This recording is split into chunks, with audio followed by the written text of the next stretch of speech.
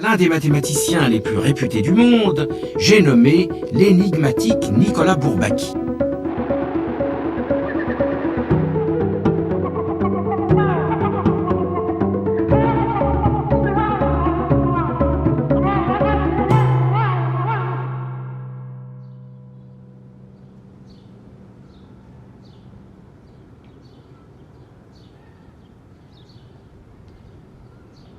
Bourbaki, enterré par les étudiants de mai 68, n'a pas dit son dernier mot.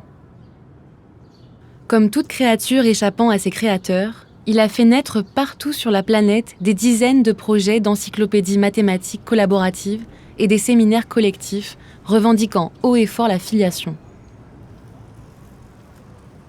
Aujourd'hui, la recherche en maths, ça va très très vite. C'est très compétitif, c'est beaucoup de choses nouvelles et de théories nouvelles qui s'accumulent. Il y a une urgence d'un travail bourbakiste sur ces choses-là pour les mettre à plat, pour les rendre utilisables. Parce que c'est quoi le danger de ne pas avoir de fondement ? Le danger de ne pas avoir de fondement, c'est que ce soit faux, c'est que ce soit mal compris, inutilisable. Aujourd'hui, le groupe Bourbaki continue d'exister. Séminaires, rédaction des volumes des éléments et canulars sont toujours au programme. Bourbaki existe, il y a plein de gens qui l'ont rencontré. Il est actif, il organise un séminaire, il écrit des livres, il reçoit les conseils de collègues, il discute avec des collègues. Il est en forme, Bourbaki. Et toi, tu as été un collaborateur de Bourbaki ? J'ai été assez proche de Bourbaki.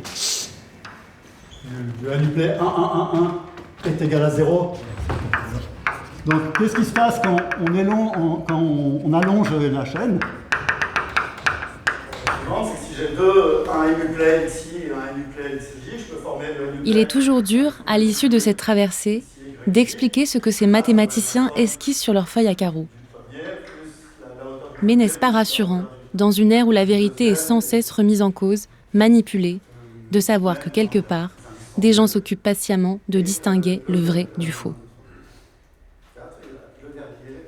Et puis, il y a ces mêmes images qui reviennent à travers les âges. Tableaux, craies, bancs, têtes concentrées et des symboles pleins de sens.